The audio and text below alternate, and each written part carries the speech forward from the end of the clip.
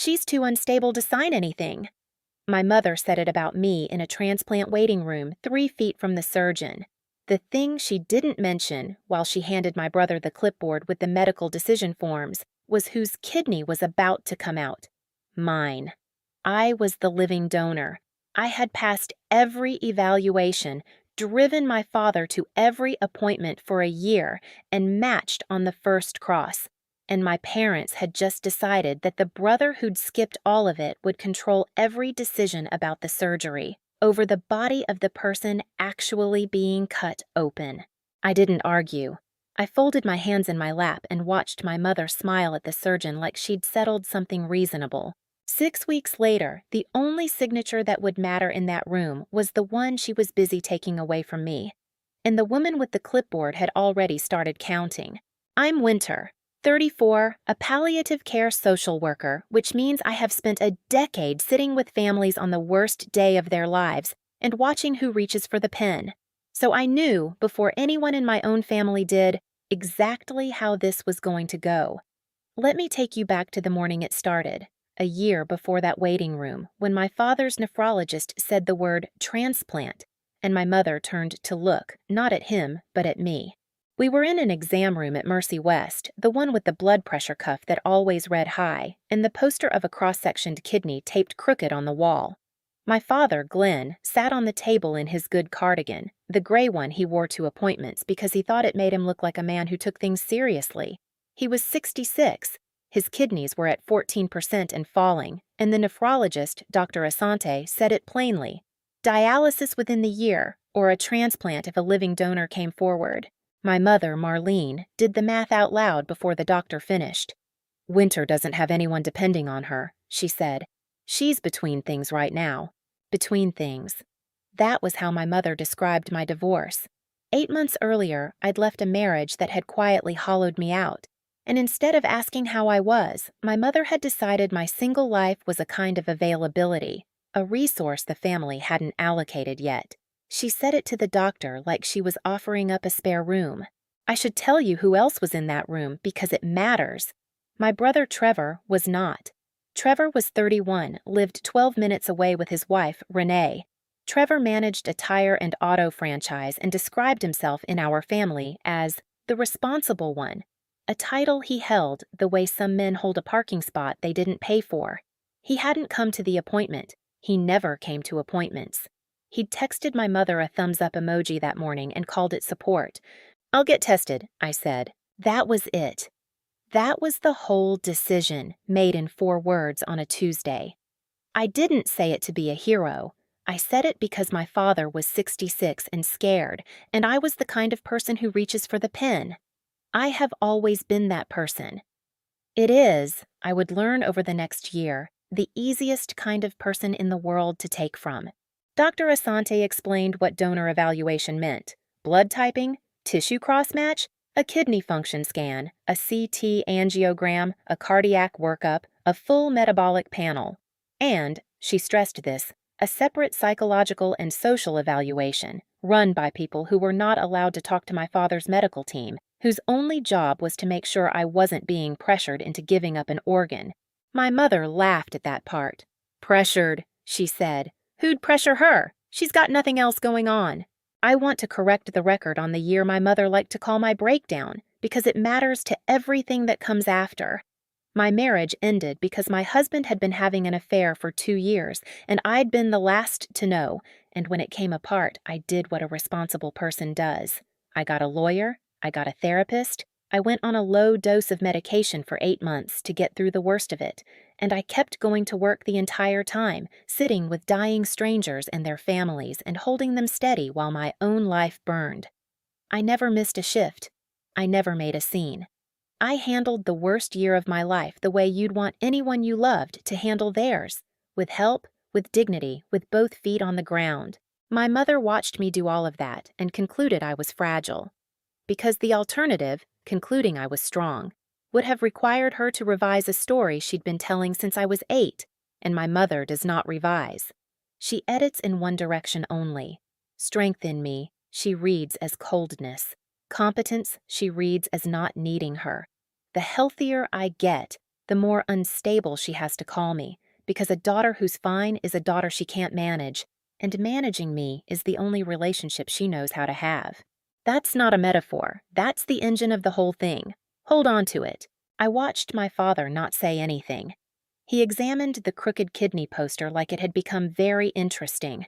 That was Glenn's whole technique, perfected over 34 years of my life. When my mother said something that needed correcting, he found something on the wall to read. We scheduled the first round. As we left, my mother stopped at the front desk and told the scheduler warmly, "Put the daughter down as the donor. She's the one who'll be doing all of this." The scheduler looked at me to confirm. I nodded. My mother was already walking to the car. That should have been my first answer. The way she said the daughter, like a role being cast. But I was tired, and my father was sick, and the question that should have surfaced, why does she already sound like she's managing my body, stayed underwater for almost a year. In the parking structure afterward, she made a phone call. I was loading my father into the car, and I heard her side of it, to Trevor, bright and quick. "It's official. The doctor says Glenn needs a kidney, and your sister's going to be the donor." "No," she offered. "You know how she is." "Well, she's not doing anything else right now." "Mm-hmm. We'll figure out the rest." We'll figure out the rest.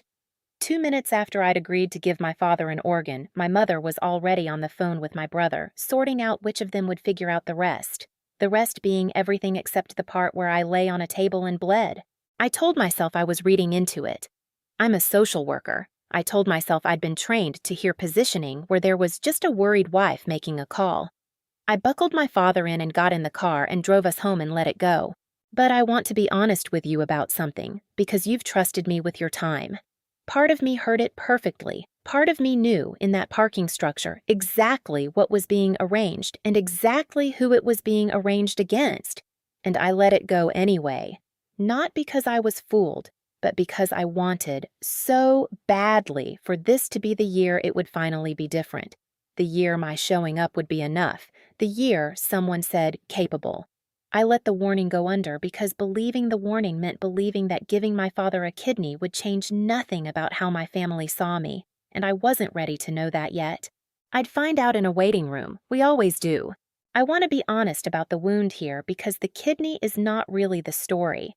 The story is that I had spent my whole life being the child my mother described instead of the child I was. Trevor was the responsible one, and I was the sensitive one. And after my divorce, I became the unstable one. And the terrible thing about a label your mother assigns you at 8 is that by 34, you've half agreed to it. I drove my father to those appointments partly to be good and partly, I think, to prove I was steady, to earn back a word, capable, that no one in my family had ever once used about me. I didn't know yet that the more steady I proved I was, the more dangerous I became to the version of me they needed. Let me show you what the driving actually was, because "I drove my father to every appointment" is the kind of sentence that flattens a year into a line. It was not a line. It was a Tuesday at 6 a.m. scraping frost off 2 windshields. It was rearranging my shifts, taking intermittent leave, learning the parking structure at Mercy West so well I could tell you which level had the working elevator.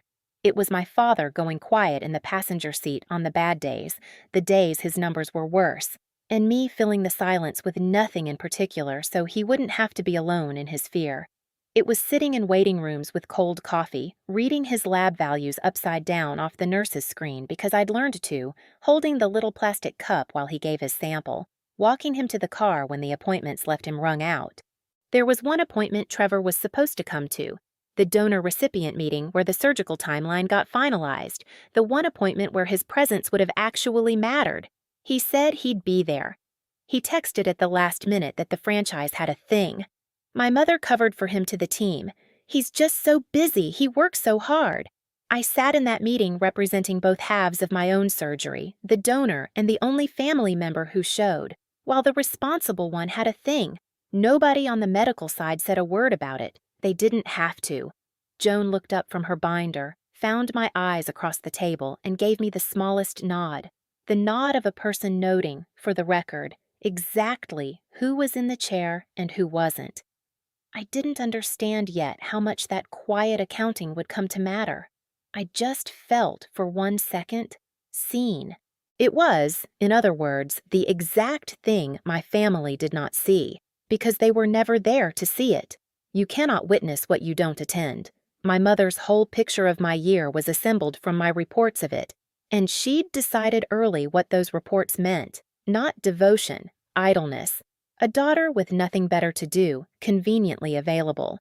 She never sat in the 6 a.m. parking structure. She never held the cup. So when she described my year, she could describe it however served her, because there were no witnesses to contradict her. Except there was one. There was always one. There was a coordinator who saw every single arrival, because seeing arrivals was her job. And that distinction between the family that narrated my year and the professional who simply recorded it is the whole hinge of everything that happened next. The donor workup took 4 months. I drove myself to most of it, and I drove my father to all of his because the two timelines ran together. His decline and my evaluation, his appointments and mine, braided into the same calendar that took over my year. There was a coordinator. Every living donor program has one, a nurse who runs the whole apparatus, and ours was a woman named Joan Petrosky, gray bob, reading glasses on a beaded chain, a voice like a metronome. Joan logged everything. That was her job. She kept the donor record, the master timeline of every test, every consult, every no-show and reschedule, because a transplant is a legal and medical event with 1,000 moving parts, and somebody has to be the memory of it. I liked her immediately, the way you like anyone who treats your time as real. The first time we met, she shook my hand and said, "You're the donor. Good. Sit. This is going to be a long relationship." And then she pulled out a binder with my name on the tab and started writing the date. I mention Joan now because she will matter later, and because I want you to understand what she was doing quietly for an entire year. She was watching, not me, exactly. The whole shape of us. Coordinators see families at their most stripped. She saw who drove, who showed, who asked questions, who answered their phone in the waiting room. She saw who was never there. I'll come back to what she saw. Right now, I need to tell you about the dinner, because the dinner was where the second story, the real one, started, and where I should have understood that my family wasn't grateful. They were planning. It was a Sunday, about 2 months into the workup. My mother made a roast and called it a thank you, which should have warned me because my mother had never once in my life cooked to thank me for anything. Trevor and Renee came. Trevor brought a 6-pack and his opinions.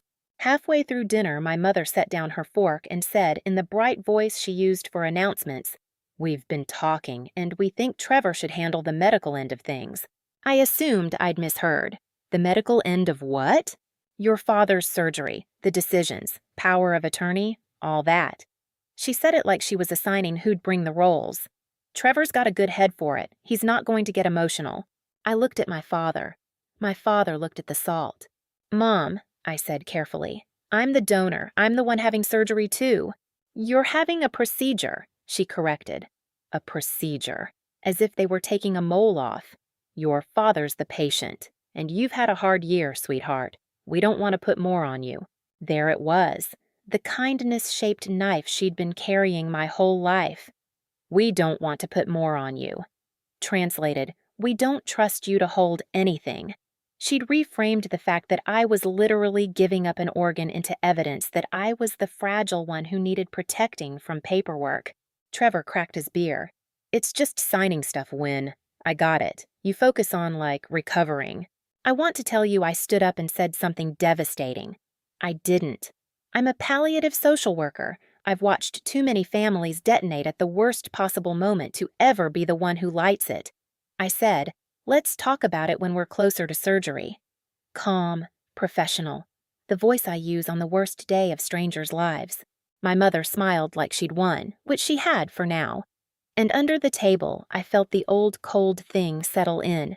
The certainty that in this family my steadiness would always be read as my absence, my reliability mistaken for not minding. But here is the part my mother didn't think about, because she had never once been in the room. You cannot give power of attorney over a living donor's surgery to anyone but the donor. The donor decides about the donor. That is the entire point of the workup she'd been mocking for 2 months. My body had its own consent, protected by federal rules and by a woman with a beaded chain on her glasses who'd already written my name in a binder. They were planning to take a pen that wasn't theirs to take. I drove home that night and didn't cry, and that not crying is the thing I want you to notice. Because somewhere in the next year, the not crying stopped being strength and started being a symptom. The symptom my family would point to in a waiting room as proof that something was wrong with me. Before I take you any further into how they tried to write me out of my own surgery, I want to ask you something because you've stayed with me this far. If you've ever been the dependable one in your family, the one everyone leans on and no one listens to, do me a favor and hit that like button and tell me in the comments what city you're listening from. I read them between shifts. It helps to know I'm not the only one who learned early that being steady is the fastest way to be overlooked. Now let me tell you what happened when I tried, just once, to push back. 2 days after that dinner, Trevor called me. He almost never called. When he did, it meant my mother had sent him. "Hey, so, Mom's all worked up," he said, no hello. "She thinks you're gonna make a thing out of the power of attorney stuff." "I'm not making a thing, Trevor. I'm telling you, the law won't let you sign for my surgery. That's not a thing. That's just true." "Okay, but why do you have to be difficult about it?" I heard a TV in the background, a game. He wasn't even fully on the phone. "It's easier for everybody if it's me. You're stressed. You've been through a lot." "What have I been through, Trevor? Say it." A beat. "The divorce, last year." "You mean the 8 months I was on anxiety medication after my marriage ended? The thing none of you ever once asked me about, that Mom now brings up at dinner like a weather report." "See? This is what I mean," he said, triumphant, like I'd proven him right by having a feeling. "You get like this." And there it was, the trap with no exit. If I spoke plainly about being smeared, I got like this. If I stayed quiet, I agreed. My brother had a script handed to him at 10, and there was no line I could deliver that wasn't already written into his version as a symptom. So I tried the only thing left. The truth. Flat. No heat. "Trevor, I'm giving Dad a kidney, an actual organ, out of my actual body. And the week before, my own brother is on the phone telling me I'm too unstable to sign a form about my own surgery. Do you hear how that sounds?" There was a silence. For 1 second, I thought it had landed. I thought maybe my brother, 31, had hurt himself. "I mean," he said, "it's not your surgery, though. It's Dad's." I hung up, not in anger. In the specific exhaustion of a person who has just confirmed one more time that the wall is load-bearing and you will not be talking through it. He texted a minute later, real mature. I put the phone face down and stood in my kitchen and understood that whatever was going to fix this, if anything ever did, it was not going to come from inside my family. It couldn't. They'd been building this room around me for 26 years, and they were not going to hand me the key now. I waited until the next appointment, the cardiac one, when it was just my father and me in the car. Glenn was easier alone. Away from my mother, he was almost a different man, quieter, sadder, occasionally honest. "Dad," I said at a red light, "the power of attorney thing. You know I'm fine to handle my own part, right? My surgery's mine." He watched the light. "Your mother worries about you, Win." "I'm not asking about Mom. I'm asking what you think." The light went green. He let me drive half a block before he answered. "I think it's easier if everyone's on the same page. Trevor's local." Easier. That was the word that organized my entire family. Not fair, not right. Easier. It was easier for my father to let my mother run things. Easier to let Trevor handle it. Easier to call me unstable than to admit I was the only one of his children who'd shown up. My father wasn't cruel the way my mother was cruel. He was just a man who'd spent 40 years choosing the path of least resistance, and the least resistance ran straight over me. "I show up to every single one of these," I said. "Trevor's never once." "Don't make it a competition," he said, gentle, final. The door closing. "It upsets your mother."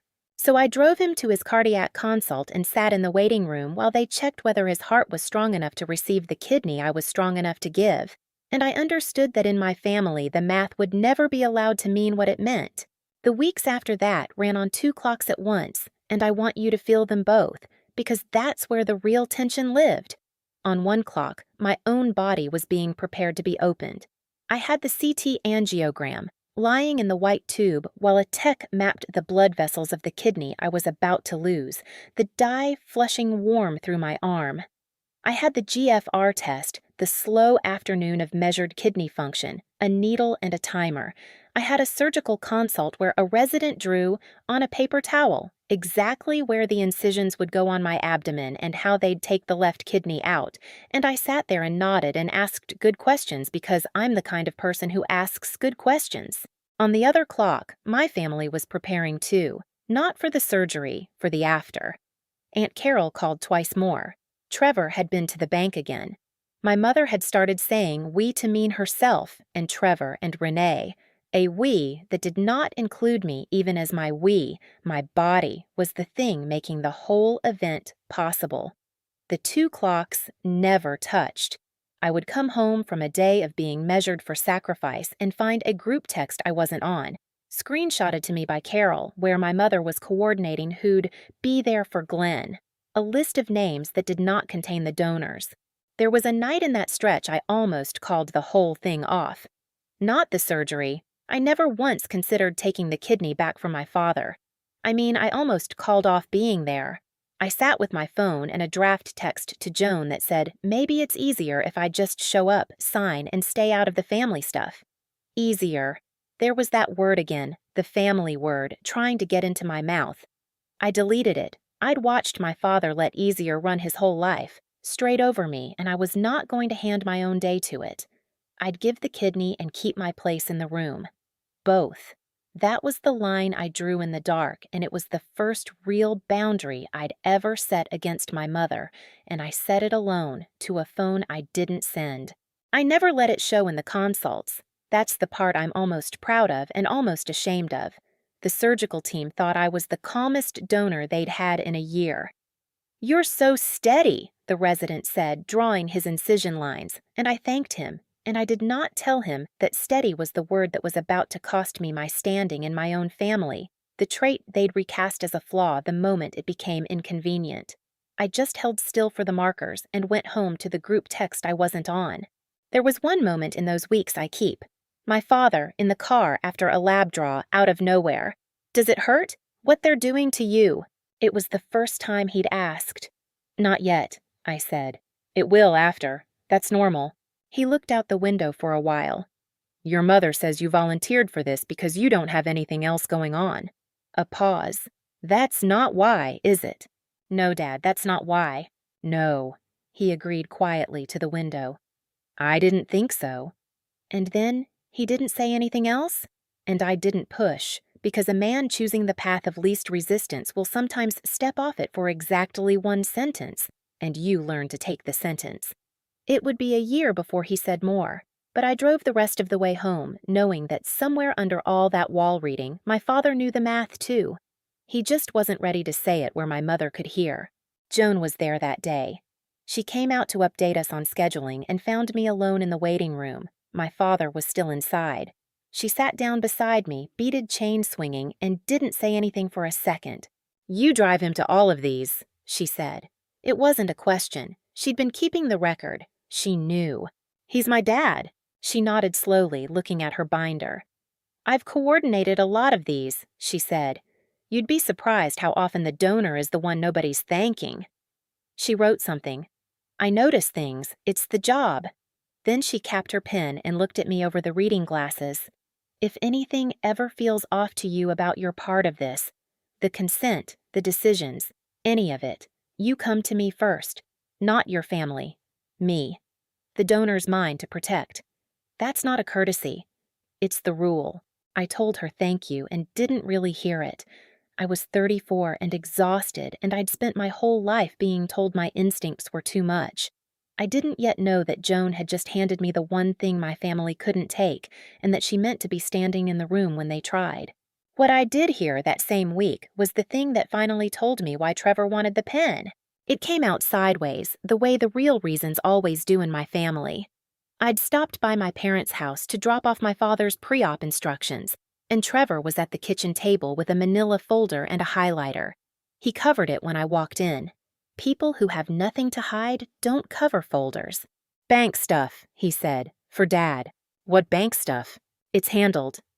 He said handled the way other people say none of your business. My mother breezed in.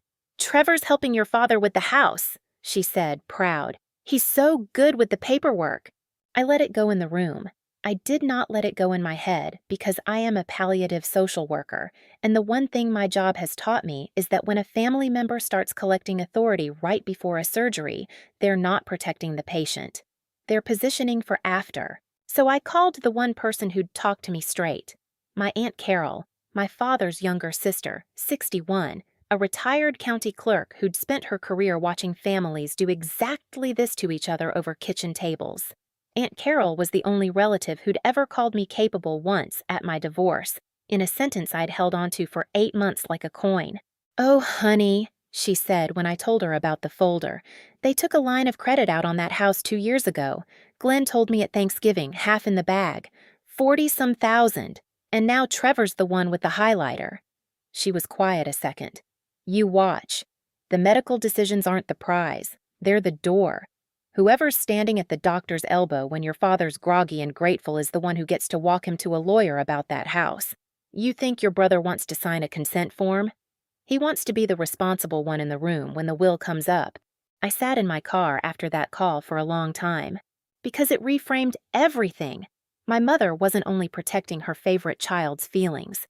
She was clearing the field for him. Trevor handling the medical end meant Trevor at the bedside, Trevor on the phone with the surgeon, Trevor as the family's official adult. And a man recovering from kidney failure leans on whoever's standing closest. The clipboard was never the point. The clipboard was the audition. And I was the obstacle because the donor, by federal rule, by the binder Joan kept, by the body I was about to open, could not be written out of her own surgery, no matter how many times my mother said, "unstable." As long as I was in that room, signing my own name, I was proof their oldest child was the steady one. I was the live counter-argument, so I had to be made into something the doctors wouldn't trust. I want to be clear, I didn't go to war. I'm not built for it, and I'd already learned the war was rigged. I just did the thing I do at every deathbed in my job. I made sure the right people knew the truth before the room got loud. I called Joan 2 days later on the donor line she'd given me. Not to report anyone. I had nothing to report yet, just a folder and a highlighter and an aunt's hunch. I called to ask a question. "If a family tries to make medical decisions about the donor," I said, "what happens?" There was a pause and I heard her pen stop. "Why are you asking me that, Winter?" "Hypothetically." "Don't hypothetically me," she said, but gently. "You drive your father to everything and your brother covers folders. I've been doing this 19 years. I know what a positioning relative looks like." She let that sit. "Here's what happens. Nothing. They can't. The donor's autonomy is the most protected thing in the building, more protected than the recipient's, because you're a healthy person we're choosing to cut open, and the entire system is built to make sure no one talks you into that or out of your own say. If anyone tries to override you, they come through me, and they don't get through me." Her voice flattened to the metronome.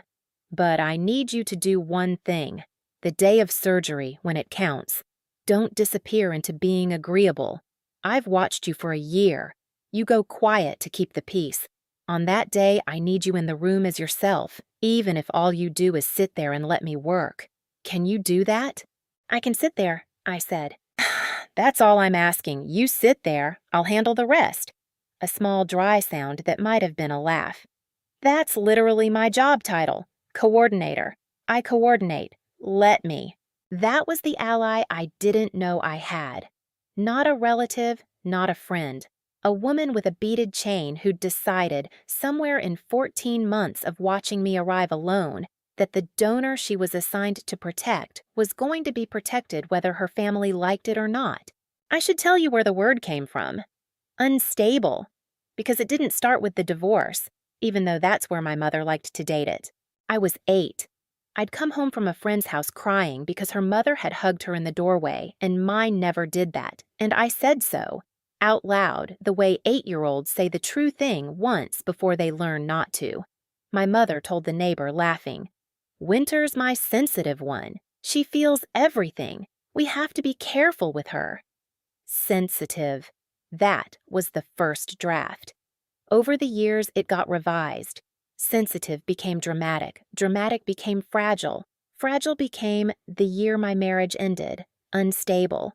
Same word, 26 years of edits, always meaning the same thing underneath. You are the one whose feelings we get to manage, so we never have to answer for them. Trevor got the opposite word. Trevor, who at 10 threw a bat through the garage window in a rage and at 22 put a hole in his first apartment wall, was responsible. My mother needed one steady child and one fragile one, and she'd cast us at 8 and 10 and never recast us since, no matter what we actually did. He could rage. He was passionate. I could stay calm. I was cold. The labels weren't descriptions. They were a system, and the system's whole job was to keep me reachable and him untouchable. That's the wound, if you want it named plainly. I didn't want a kidney back. I wanted exactly once for the word capable to be said about me by someone whose last name I shared.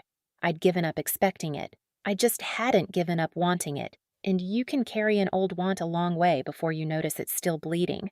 There was a class we had to take, donor and recipient education, 2 hours in a hospital conference room with a binder and a PowerPoint about what life looks like after a transplant. My father couldn't go. He was too sick that week. So it was me, Trevor, Renee, and my mother, because my mother insisted on coming to take notes for your father. The nurse running it asked everyone to introduce themselves and their role. We went around the table. I'm Renee. This is my husband, Trevor. We're the family support. I'm Marlene, the patient's wife. I'll be handling things at home. It got to me. I'm Winter, I said. I'm the donor. The nurse looked up, warm. Oh, you're the donor? Wonderful. It's actually a little unusual to have the donor be so involved in the recipient's care planning, too. Usually they're separate. You're doing both? Shh, she does everything, my mother said before I could answer, and she said it with a little laugh that turned my whole year of driving into a punchline. She's between jobs, so. I'm a palliative social worker. I was not between jobs. I'd taken intermittent leave to manage the surgery, the way the federal medical leave law exists to let people do. But my mother said between jobs in a room full of strangers and medical staff, and I watched the nurse's warmth recalibrate by 1 degree, the way a professional files away a detail. There it was again, my steadiness reframed, in public this time, as idleness. The driving became aimlessness. The leave became unemployment. Even my showing up got narrated into proof I had nothing better to do. Renee chimed in, helpful. We just want to make sure Glenn's taken care of by people who are, in a good place. In a good place. Aimed at me, wrapped in concern, in front of a transplant nurse. I felt the old cold thing settle, and I did what I do. I said, I'm in a good place, evenly. And I wrote the next slide's bullet points in my binder, and I did not give the room the crack it was fishing for. What I didn't know until the break was that my mother had used the same class for something else. When the nurse stepped out for coffee, my mother followed her into the hall. I noticed because Renee noticed and shot Trevor a look. I got up under the cover of refilling my water and stood near the door, and I heard the tail of it, my mother's voice, low and confiding, the worried mother register. Just want someone keeping an eye on her on the day. She gets overwhelmed, and honestly, between us, I worry she's only doing this for the attention.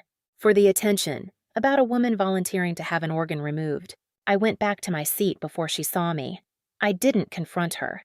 I'd learned that confronting my mother in public was the one move guaranteed to make her thesis look true, the overwhelmed daughter making a scene.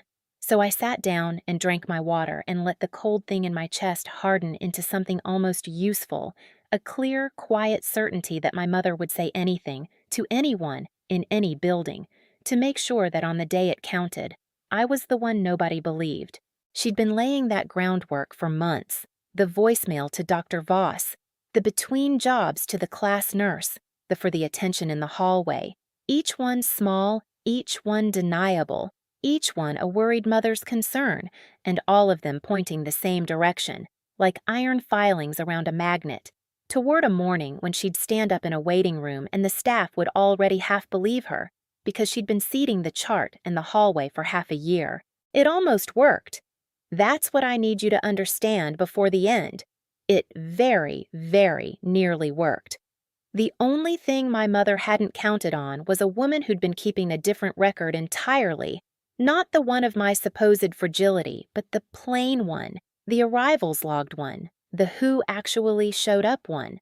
While my mother spent months writing me into the chart as unstable, Joan had spent 14 months writing down the truth without ever calling it that. 2 records growing in the same file about the same woman. And one morning in June, in a freezing waiting room, they were finally going to be read out loud in front of each other. But on the drive home, alone, again, I let myself wonder, just for a second, whether they actually believed it, whether my mother had told the lie so many times that she'd moved into it. And I think the answer is yes, partly. That's the thing about a story a family tells for 26 years. Somewhere along the way, the storytellers start living inside it. My mother didn't think she was lying when she called me unstable. She thought she was describing the weather. Here's where I want to ask you something, because we're getting close to the part where it all comes apart in that waiting room. Knowing what you know now, that a transplant program is built, by law, to protect the donor's say over her own body, and that the one person who'd watched the whole truth for 14 months was a coordinator with a binder. What do you think happens when my mother stands up in that waiting room and tries to hand my brother the pen? Tell me in the comments before you hear it.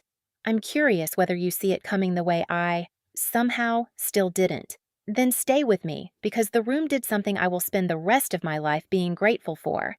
The surgery got scheduled for June. My father's heart cleared. My final cross match came back clean.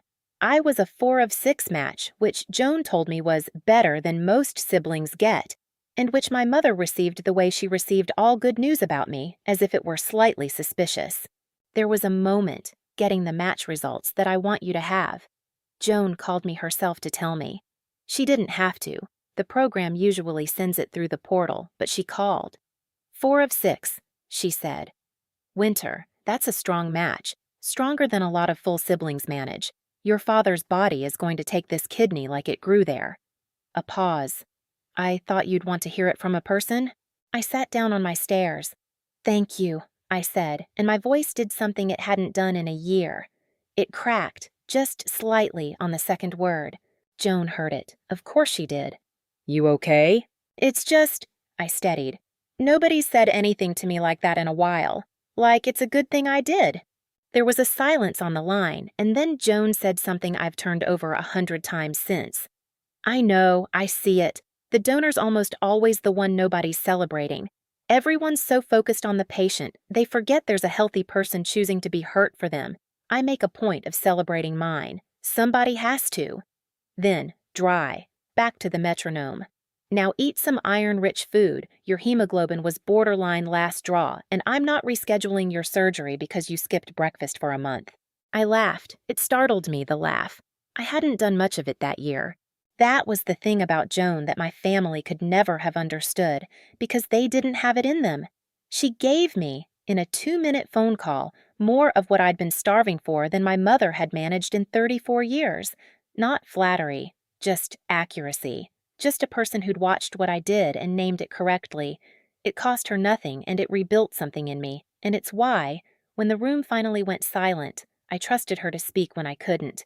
The months leading up to it were the strangest of my life, because I was simultaneously the most essential person in the room and the most erased. I gave blood. I did the metabolic rechecks. I attended the donor psychological evaluation alone, a 2-hour session with a clinical psychologist named Dr. Voss, whose entire purpose was to determine whether I was sound enough, free enough, stable enough to donate. I want you to sit with that because it becomes the hinge of everything. The transplant program had a professional whose only job was to certify that I was psychologically fit to give up a kidney. She interviewed me. She reviewed my history. Yes, including the divorce, including a brief, medicated stretch of anxiety the year it fell apart, the stretch my mother had renamed Winter's Breakdown and deployed at every family dinner since. Dr. Voss reviewed all of it, and she cleared me, in writing. Donor approved. No contraindications, full capacity, no evidence of coercion. So by spring, there was an official document in my father's transplant file certifying that I was sound, and there was my mother telling anyone who'd listen that I was too unstable to be trusted with a clipboard. Both of those things were true at once in the same building. That's the part that still amazes me. My family's story about me had become so load-bearing that not even a psychologist's signature could touch it. Then they tried to make the building believe it too. I found out because Joan called me, not the warm Joan, the careful one. "I need to ask you something," she said, "and I need you to just answer it straight. Did someone in your family contact the transplant team about you?" My stomach dropped. "Contact them how?" "Your mother left a voicemail for Dr. Voss's office and a message with the recipient coordinator." A pause while she chose her words. She said she was concerned about your, quote, mental fitness to be a donor, that you'd had a breakdown last year, that she wasn't sure you understood what you were agreeing to. She said it as a worried mother. It's on record now. I had to sit down on the edge of my bed. This was the move I hadn't seen coming. My mother hadn't just wanted Trevor at the bedside. She'd realized somewhere that the surest way to remove the obstacle, me, the steady donor, the live counter-argument, was to make the program itself doubt me. If the team decided I was too fragile to donate, I'd be off the schedule. Trevor would have his clipboard by default, and my mother would get to be the tragic figure who'd only been trying to protect everyone. She'd weaponized the exact concern the whole system existed to take seriously. "What does that mean?" I said. "For the surgery?" Joan's voice was very even. "It means I have to take it seriously because that's the rule and I won't pretend the rule away for you. A third party expressing coercion or capacity concern triggers a review. Dr. Voss has to see you again. If she has any doubt, you're off the list."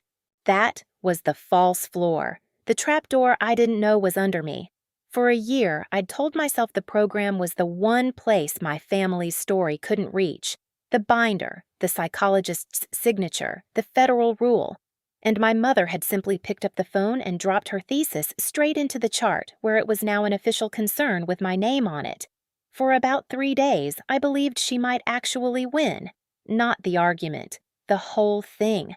I pictured being told gently by people I respected that I was not sound enough to give my father a kidney. My mother's lie made true by the very safeguards meant to protect me. I went back to Dr. Voss, alone, the way I did everything. She had my file open and my mother's message transcribed in it. She read me the relevant line, watched my face, and set the page down. "I'm required to ask," she said, "and I want you to take your time. Is there any part of you being pressured into this donation?" I almost laughed, and the almost laugh was the most honest thing I'd done in a year. "Doctor," I said, "I'm the only one who showed up. The pressure in my family runs the other direction. They'd prefer I sit down and let my brother sign. I'm here because I want to be, and because if I don't, my father starts dialysis in a month." She asked me about the divorce. I told her the truth. A hard year, a season of anxiety, medication for 8 months, then off it clean since. She asked me how I'd describe my mother's message. I thought about it for a long time. "I'd describe it," I said, "as the most accurate thing she's ever put in writing about how this family works. She'll tell a hospital I'm too broken to give my own kidney before she'll tell me she's proud of me. That's not a reason to keep me off your list. That's just my mother." Dr. Voss wrote for a while. Then she looked up. "For my record," she said, "it is my professional opinion that you have full decisional capacity, no contraindication, and no coercion, and that the coercive pressure present in this case runs toward declining the donation, not toward it. You're cleared." Again. In writing. A faint, dry tilt of her mouth. "I'll note that the third-party concern was not substantiated." I should have felt triumphant. I mostly felt tired, and underneath the tired, something colder. The understanding that my mother had been willing to gamble my father's transplant, his actual kidney, his actual life, on a phone call meant only to erase me. She would rather have risked him losing the organ than let me be the one who gave it. That was the depth of the thing.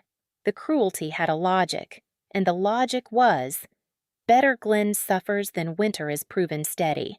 That was the day I stopped hoping they'd see me and started simply planning to be present, which it turned out was the only plan that worked.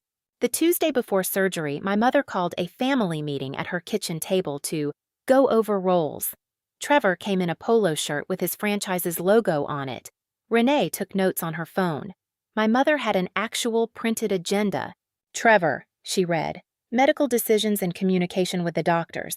Renee, insurance and the billing. Me, I'll be with your father. Winter, she looked up.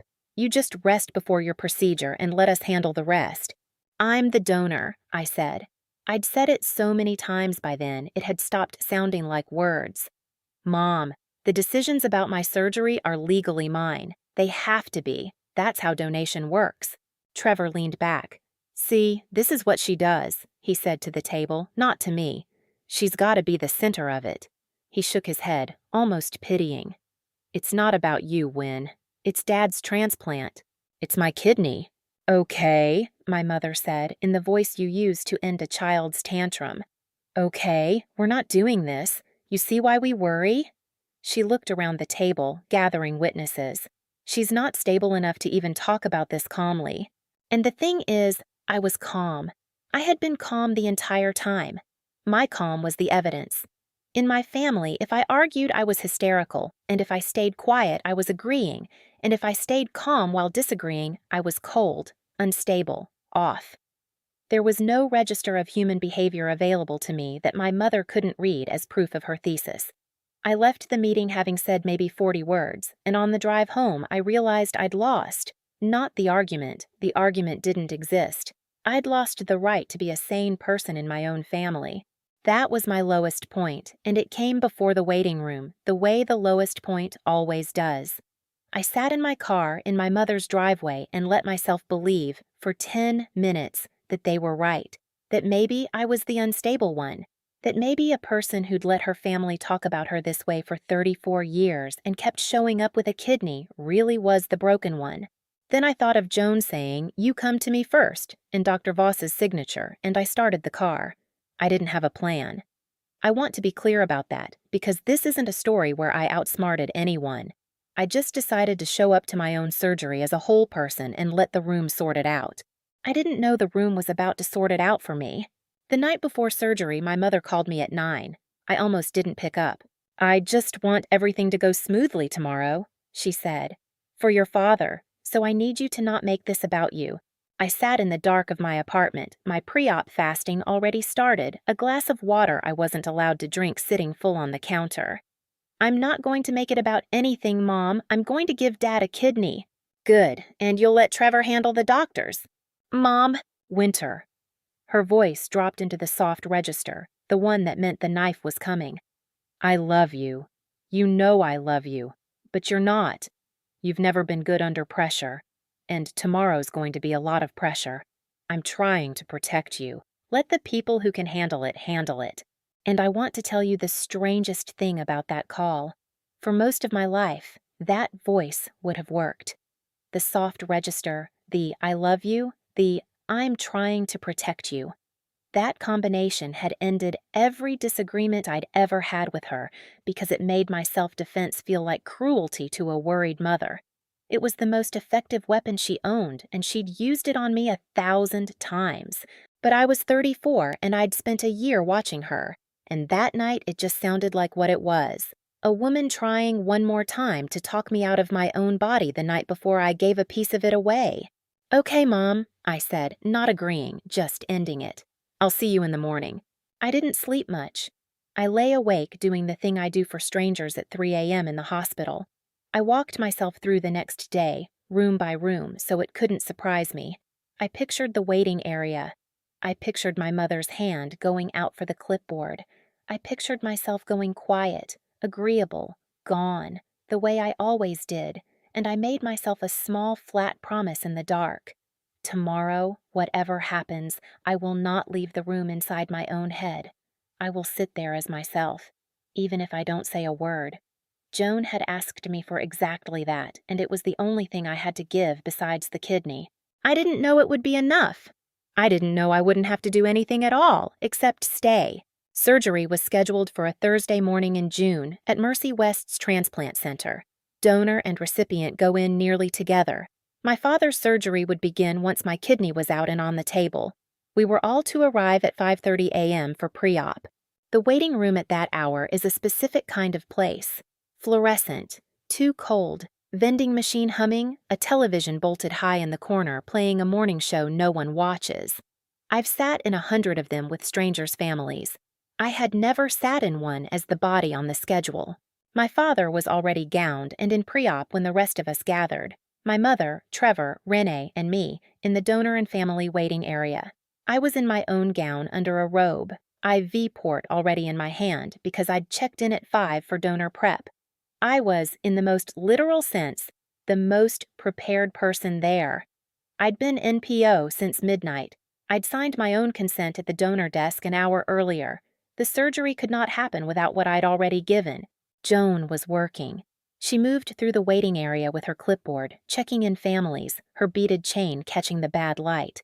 She nodded at me once, the small, professional nod of someone who'd watched me arrive alone, on time, every time, for a year. The surgeon came out to do the pre-op family briefing. Dr. Rayland, the transplant surgeon, a tall, unhurried man who'd done my father's evaluation and mine. He had a few forms, not consent, those were done, but the procedural acknowledgments, the who's the contact, who gets the updates paperwork. Routine, he addressed the family. I just want to confirm a few things before we go back, he said. Emergency contacts, who I'll be updating during the procedure, that kind of thing. For the recipient, Mr. Aldridge, and for our donor. And my mother stood up. She stood up and crossed the small room and put her hand out for the clipboard, and she said, to the surgeon, in front of the whole waiting room, the sentence I'd been waiting a year to finally hear out loud. My son Trevor will be handling all of that. The decisions, the signatures, everything. She glanced back at me, sitting there in my gown with the IV in my hand, and she lowered her voice to the warm, confiding register she used to wound. Our daughter's the donor, but she's been very fragile. She's too unstable to be signing things right now. We think it's better Trevor handles it. The waiting room heard it. The vending machine hummed. On the television, a host laughed at something. Trevor stood up next to her and held out his hand for the clipboard like a man stepping up to a podium. And I did what I always do. I nodded. I want you to understand why I nodded, because it's the most important thing I'll tell you. I nodded because I was 34 years old and I had finally, fully run out of arguments, out of register, out of the belief that anything I said in front of my family would land as sane. I had a kidney coming out in 90 minutes. I had given everything I had to give, literally, and they were standing over me dividing up the authority over my own opened body, and I understood with total clarity that there was nothing I could say that my mother could not turn into more evidence. So I nodded. I folded my hands over the IV port, and I nodded, and I felt the last warm thing in me go cold and quiet. And that's when Joan set down her clipboard. She'd been standing by the check-in desk 6 feet away, and I watched her hear all of it. I watched the gray bob tilt, and she set her clipboard down on the desk, that flat, deliberate sound of a board hitting laminate. And she stepped into the middle of the room and she said to Dr. Rayland, not loud, but in the metronome voice that filled the whole space, Doctor, before this goes any further, I need to say something. Everything stopped. My mother's hand was still out for the clipboard. Trevor was still half risen. The morning show host laughed again into the silence. Dr. Rayland turned to her. Joan, I'm the living donor coordinator on this case, she said. To him, but for the room. I've coordinated this donation for 13 months, and I cannot let a family member be assigned decision-making authority over the donor's surgery, because that authority does not exist to be assigned. She turned, finally, and looked at my mother. It is hers. It has always been hers. The donor decides about the donor. There is no version of this where someone else signs for her. My mother's smile didn't fall so much as it froze.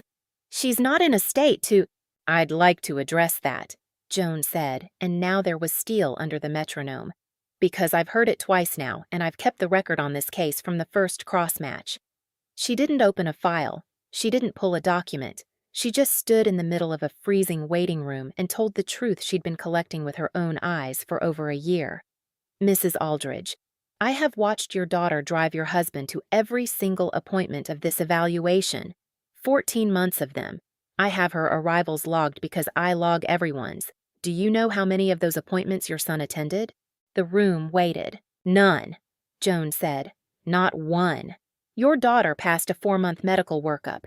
She passed an independent psychological evaluation, conducted by a clinician whose entire job was to determine whether she was sound enough to do this. That clinician cleared her in writing with no reservations. I was there. I have sat across from a great many donors, Mrs. Aldridge, and I want to be very precise about my professional opinion of yours." She looked at me then, and her voice did something I'll never forget. It gentled, without losing an ounce of its edge. "She is the steadiest person in this room.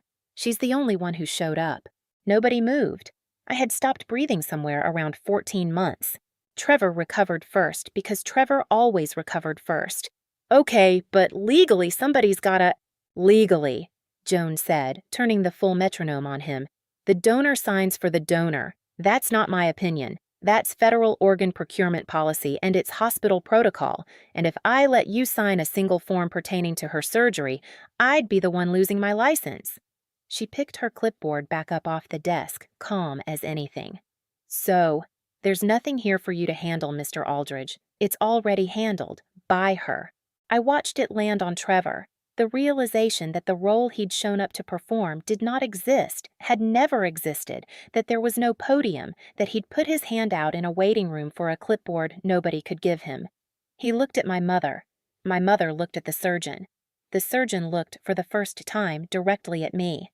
"Ms. Aldridge," Dr. Rayland said, "are you ready? You're the only one I need." And the second wave came, the way Joan had only begun it. Because Dr. Rayland, who had read my file, who had Dr. Voss's clearance in his hand, who had just heard his own donor coordinator put 14 months of attendance on the record, said the next thing himself to my parents, in the flat, unhurried voice of a man who'd been about to cut me open on their behalf. "I want to be clear with the family," he said. "I cannot and will not proceed with a donation if I have any concern that the donor is being coerced or is not in full command of her decision. If anyone is telling me she's not stable enough to consent, then I have to stop everything and reevaluate her capacity, which means I cancel both surgeries today.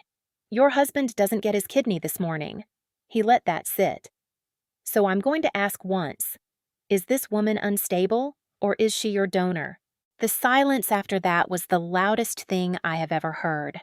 My mother, and I will give her this one moment of being human, the only one. My mother understood, finally, that her favorite weapon had a second edge, that the word she'd used on me for 8 months, fragile, unstable, the word she'd been about to use to take my pen, was the exact word that could cancel the surgery and let my father's kidneys finish failing. If I was too unstable to sign, I was too unstable to donate. She'd built a knife that only cut toward me, and it had just turned in her hand. "No," she said, quiet. The brightness gone out of her completely. "No, she's fine. She's the donor." "Say it again," Dr. Rayland said, not cruelly. "For my record, is your daughter capable of making her own medical decisions?" My mother looked at me. 34 years of being described stood between us in that cold room, and for 1 second I thought she might finally choke on it. "Yes," she said, "she's capable." It was the first time in my life my mother had ever called me capable, and she only said it because a surgeon made her say it to save her husband. I knew that. I will always know that. And still, I am not made of stone. Something in my chest that had been clenched since I was 8 let go just slightly, the way a fist lets go when there's finally nothing left to hold. Trevor sat down. Renee had stopped taking notes. My father, I learned later, had heard none of it. He was already half under, in pre-op, dreaming whatever the dying dream before they're saved by a child they let their wife insult. Joan walked over to me. She crouched down to my level, beaded chain swinging, and she said it just for me, under the noise of the television. "You don't owe anyone in this room an explanation. You owe a guy a kidney, and you're about to give it to him, and that's the only thing happening today that matters." She put the consent acknowledgement, my form, with my name that only I could sign, on the clipboard and held it out. Whenever you're ready. I signed it myself, in front of all of them. My own name in my own steady hand on the surgery they'd tried to take from me an hour before I gave my father a piece of my body. If you've made it this far with me, then you already understand what this story was actually about, and it wasn't the kidney. So before I tell you how it ended, let me just say this. Somewhere out there is a person listening who has been called the unstable one, the dramatic one, the difficult one, by the very people they keep showing up for. If that's you, I need you to hear the one sentence it took me 34 years and a surgery to learn. The calm you keep getting punished for is not the problem, it's the proof. Hold on to it. The surgery went well. They took my left kidney and gave it to my father, and it started making urine on the table, which is the thing transplant surgeons cheer about. A working kidney in a new body within minutes. My father woke up with my kidney inside him and his numbers already turning around. I woke up 2 rooms over, sore in a deep, strange place, with Joan's reading glasses the first thing I saw because she'd checked on her donor before she went off shift. The way she'd promised a year before in a waiting room I barely remembered. My father did well. I want to say that because this isn't a story where I let him suffer to make a point. I gave him the kidney freely and I'd do it again. What I wouldn't do again, what I will never do again, is hand my family the right to narrate me. He called me 2 weeks after from his recovery. My mother wasn't on the line, I could tell by how he talked. Winter, he said, and then there was a long quiet. You drove me to all of them. I did. I should have said something. In there. The path of least resistance, finding at 66 that it had run out of road. I let her. He stopped. My father has never finished that sentence, and I've stopped waiting for him to. Thank you for the... He couldn't say kidney. For everything. You're welcome, Dad, I said, and I meant it, and I also did not drive back into that house. Both things. Here's what changed and what didn't. Trevor still tells people he handled the transplant. I've stopped correcting him because a man who shows up to a waiting room to sign for an organ he never offered is going to lie to himself about a lot of things, and none of them are mine to fix. My mother sent a card on my birthday that said proud of you, 2 words she could finally write because a surgeon had taught her how to say them. I keep it in a drawer, not because it healed anything, because it's evidence, the good kind, the kind I keep for myself. That the steadiest person in that room was the one they spent 34 years calling unstable. And Joan, I sent her flowers and a note that just said, "You set down your clipboard." She wrote back 1 line. The donor was always the steady one. I just said it out loud. That's the whole thing, really. I spent my life waiting for my family to call me capable, and they only managed it under threat. And it turned out that wasn't where my steadiness lived anyway. It lived in showing up. It lived in a binder a nurse kept with my arrivals logged. It lived in the fact that when the room finally went silent, the truth about me was already written by someone who'd simply paid attention, and all it took to free me was one person willing to stop, set down what she was holding, and say it. So if you're the dependable one, the calm one, the one they overlook, find your Joan. Or be her for someone else in some cold room where the steadiest person present is being told to sit down. Set down your clipboard. Say it out loud. If this story reached something in you, take a second to subscribe. I tell true-to-life stories about the families that almost break us and the quiet people who hold them up. Thank you for sitting in that waiting room with me. I'll see you in the next one.